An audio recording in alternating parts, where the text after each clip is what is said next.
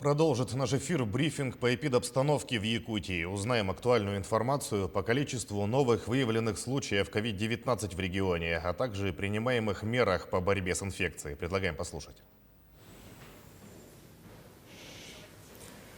Ольга Валерьевна, здравствуйте. Расскажите, пожалуйста, об эпидемиологической ситуации в республике на сегодняшний день. Добрый день, уважаемые жители Республики Саха-Якутия. По данным Управления Роспотребнадзора по республике, текущая санитарно-эпидемиологическая ситуация характеризуется 107 новыми случаями коронавирусной инфекции. В городе Якутске зарегистрировано 59 новых случаев, в Менгино-Кангаласском районе 20. Увеличилось количество случаев, зарегистрированных в Намском и на Кобяйских улусах, соответственно, 5 случаев в Намском улусе и 4 случая в Кобяйском улусе. В Амгинском и Чурапчинском, Вилюйском зарегистрировано по 3 случая, в Горном, Сунтарском и Усть-Алданском по 2 случая, и по 1 случаю зарегистрировано в Хангаласском, Верхоянском, Верхневилюйском и Алданском районе. Необходимо обратить внимание на то, что сегодня новые случаи зарегистрированы в Верхневилюйском улусе и новые случаи зарегистрированные в Хангаласском улусе. Говорят о необходимости усиления работы как оперативных штабов на местах, что и делается постоянно, так и, соответственно, определение самих граждан как таковых для того, чтобы граждане как можно больше заботились о собственном здоровье. На настоящий момент за сутки выявлено 15 случаев заболевания детей, в том числе 13 подростков в возрасте от 7 до 17 лет. Данная ситуация не может не беспокоить органы государственной власти и, соответственно, органы местного самоуправления, в связи с чем обращаемся к родителям о необходимости непосредственно заботы и несения ответственности за здоровье своих ребятишек. В связи с чем при появлении общих признаков острых респираторных заболеваний просим обращаться незамедлительно в учреждение здравоохранения для того, чтобы снизить в том числе и детское заболевание новой коронавирусной инфекции. За сутки у нас проведено 2366 исследований, всего обработано в республике за весь период пандемии 1 074 304 теста. На настоящий момент в республику поступило 136 084 дозы вакцины против коронавирусной инфекции. Уже 114 933 человека получили первую вакцину. В целом использовано 84,6% от общего числа и объема вакцины, поступившей в республике. Все получившие вакцину чувствуют на настоящий момент себя нормально, находятся при необходимости под контролем учреждений здравоохранения и, соответственно, при необходимости им оказывается необходимая как медицинская помощь, так и консультация. Эффективность российской вакцины «Спутник», которая в том числе в большинстве своем применяется на территории Республики Саха-Якутия, доказано и уже и тем количеством вакцинированных людей, которые в целом получили эту вакцину на территории Российской Федерации. Я понимаю, что одним из важных вопросов, который сегодня встает перед родителями нашей республики, это вопрос, связанный, безусловно, с тем, что ряд школ в ряде муниципальных образований, в том числе и в городе Якутске, перешли на дистанционный формат обучения. Да, действительно, школы перешли на дистанционный формат обучения, тем не менее, с соблюдением всех требований идет сейчас подготовка к сдаче как итогового экзамена в 9 классах, так и итогового экзамена в 11 классе, которые пройдут в традиционной форме, но с соблюдением всех новых положений, которые непосредственно утверждены Роспотребнадзором Российской Федерации и которые действуют на территории Республики Саха-Якутия. Ольга Валерьевна, спасибо большое. Это был брифинг оперативного штаба об актуальной эпидобстановке, а мы переходим к выпуску новостей.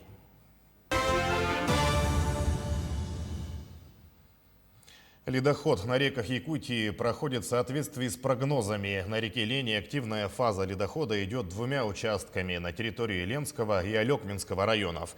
Нижняя кромка основного ледохода наблюдается у поселка Крестовский. Уровень воды составляет 557 сантиметров, а верхняя кромка в районе населенного пункта Витим. Уровень воды 344 сантиметра, при критическом 950. На реке Алдан лед движется по территории Алданского, Усть-Майского и Тампонского районов. районов. Нижняя кромка наблюдается в 10 километрах ниже поселка Кресхальджай. Уровень воды составляет 515 сантиметров, при критическом 820, а верхняя кромка находится в 30 километрах выше поселка Угаян. Протяженность ледохода составляет 1370 километров. За сутки ледоход продвинулся на 40 сантиметров.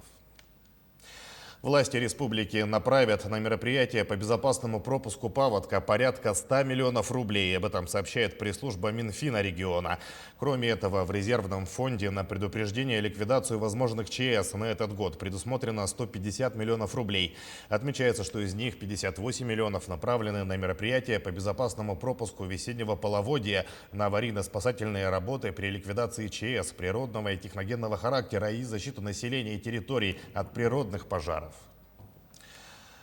А готовность горного улуса проверил министр экологии и природопользования и лесного хозяйства Якутии Сахамин Афанасьев. В центральных районах с 11 мая объявлен пожароопасный сезон. Правительственная комиссия по предупреждению и ликвидации чрезвычайных ситуаций проверяла готовность лесопожарных формирований района. Глава ведомства дал оценку готовности сотрудников Минэкологии Якутии и местного самоуправления. Далее посетили школу в Бердигистяхе, ознакомились с работой по экологическому просвещению детей. С педагогами обсудили повышение экологической культуры подрастающего поколения, привлечение ребят в различные проекты и акции природоохранной направленности. В прошлом году сезон в Горном Улусе проходил очень тяжело. Мы лесные пожары тушили до октября месяца и проводили мобилизацию населения. Особые слова благодарности я хочу сказать главе Горного Улуса Никите Викторовичу, который нам в прошлом году помог мобилизовать население. Население активно выходило на тушение лесных пожаров и помогали нам в ликвидации. Ситуация с коронавирусом, социальная и налоговая политика, внутренний туризм и ограничения на выезд россиян за рубеж. Эти и другие темы поднял премьер-министр Михаил Мишустин в Госдуме во время ежегодного отчета о работе правительства. Все подробности у нашего СОБКОРа в Москве Максима Кардозу.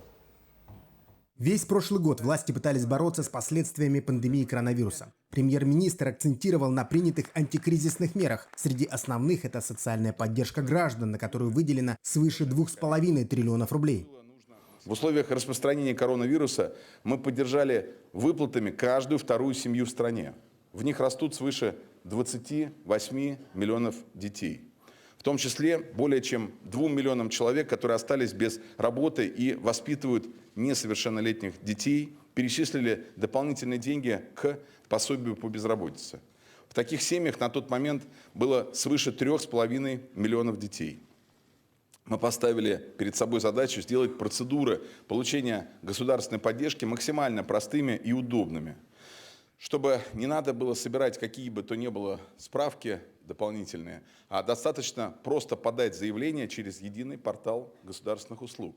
Михаил Мишустин отметил важность поддержки медицинских сотрудников и в целом системы здравоохранения. И правительством было принято решение завершить строительство 17 медицинских объектов, которые были заморожены по всей стране, в том числе и в Якутии.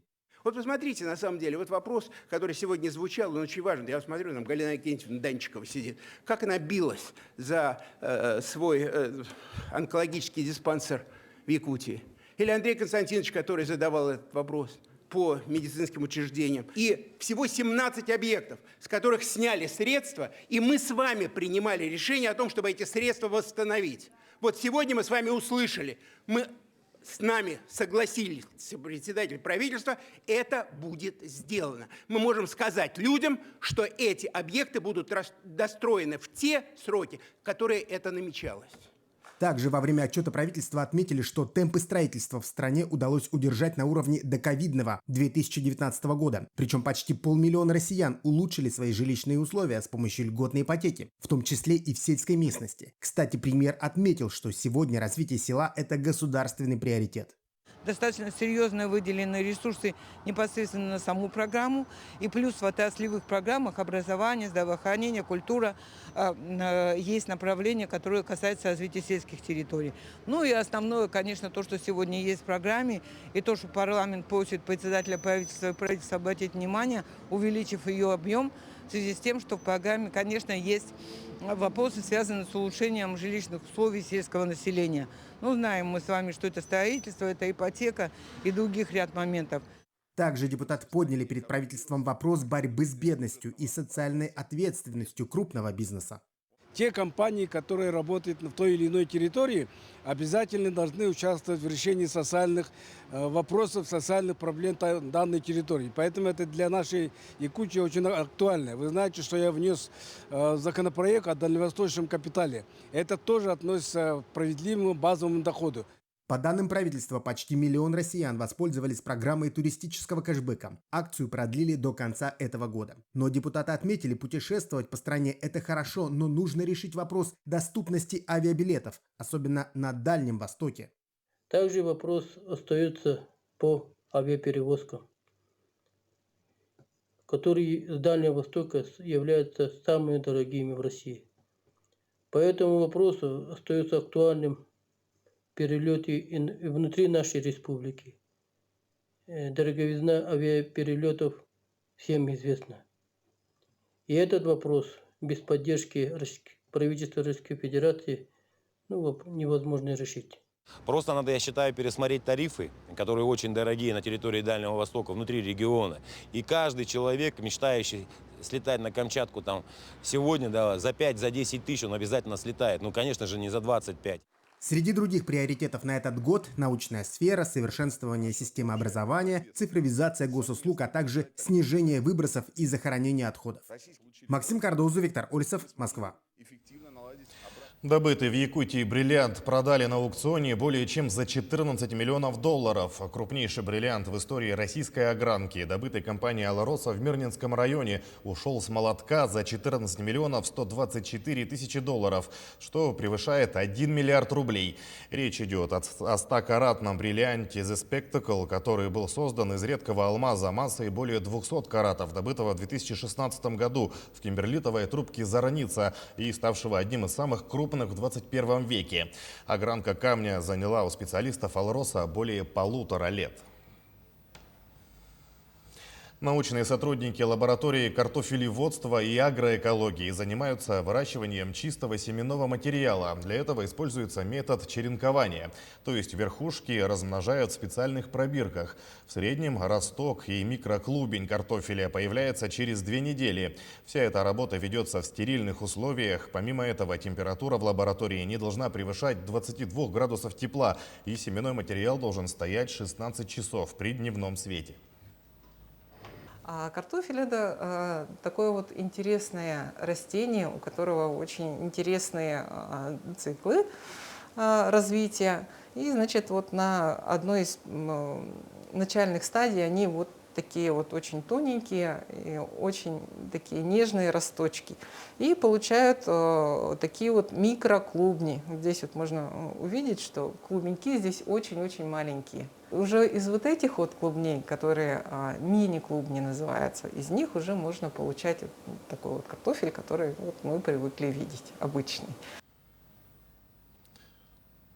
Одна из возможностей привлечь дополнительные средства для реализации задуманного – участие в конкурсах и грантах. Именно этим способом активно пользуется коллектив Национального культурного центра в Алекминске. Какие мероприятия реализуют, знает Елена Фаст. Центр культуры всегда являлся сосредоточием алекминчан. Со сцены звучит музыка, зрители приходят на многочисленные мероприятия и концерты. Не меньше работы и в период ограничений. Только в этом случае зрители могут посмотреть все это в режиме онлайн.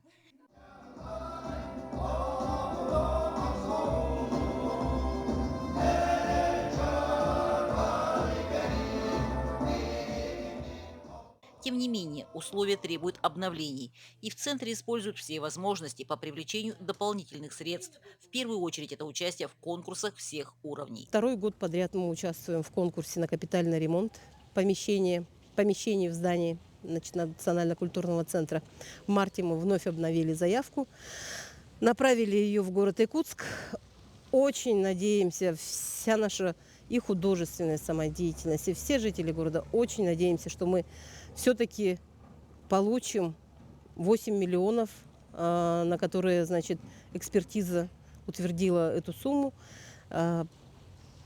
Будем ждать.